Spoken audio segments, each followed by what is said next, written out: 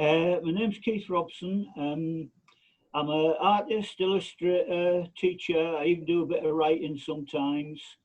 I started off really in comics way back, working for Dundee and Beano and D.C.Thomson's art department in Dundee. So I worked on just about every comic they produced.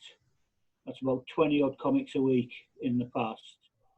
And really stayed with comics throughout till about 2008, when the Dundee folded and the Beano was the last comic. And I then got into teaching.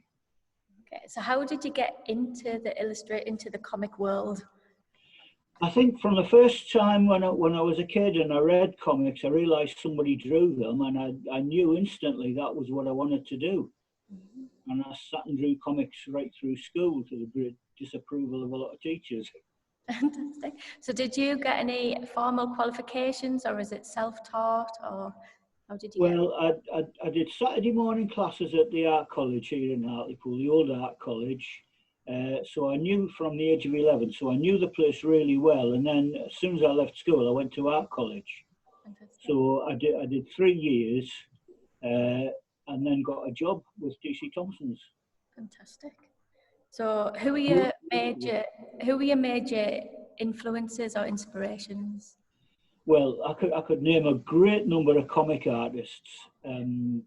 Frank Bellamy. I don't know if people know these people. They're worth Googling if nobody knows them. But Frank Bellamy, Dudley Watkins, Ken Reid, Leo Baxendale, Paddy Brennan. Do you want me to go on?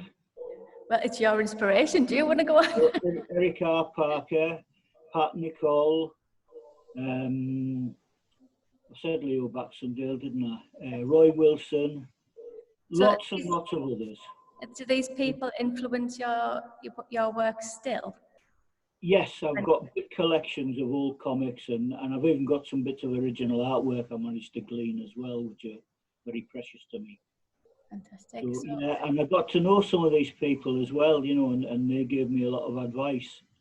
The D.C.Thomson art department was actually, there were 50 people. It's like going back to school. 50 people in a big room, and we were at the disposal of all the comics and magazines that the firm did.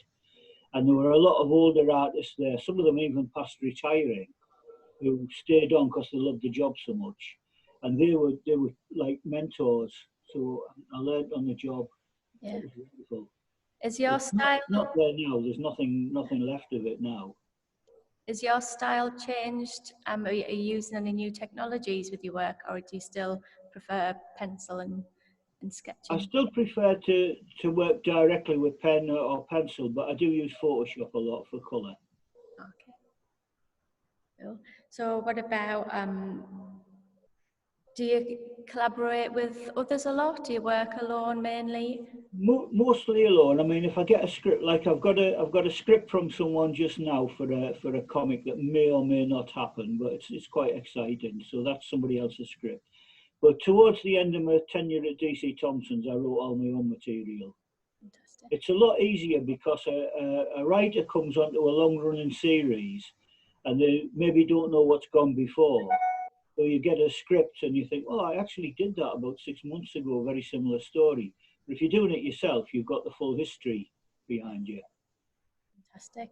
So and you can write the things you like drawing. So you said about teaching and things like that. I mean, what kind of work are you currently doing? Well, when I came back to Hartlepool to look after my father in his final illness, and I was about 18 months as a carer, so I only did a bit of drawing for myself. I couldn't keep a weekly comic page going. And basically when he died, the comics were gone. So I thought I'm going to have to change career.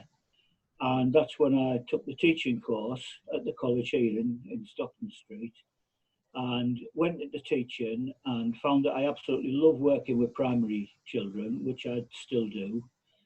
As you know, I do dabble on a Saturday morning in the art gallery. That is a throwback to when I went to the art college as a kid, you know, from the age of 11, on Saturday morning classes as well.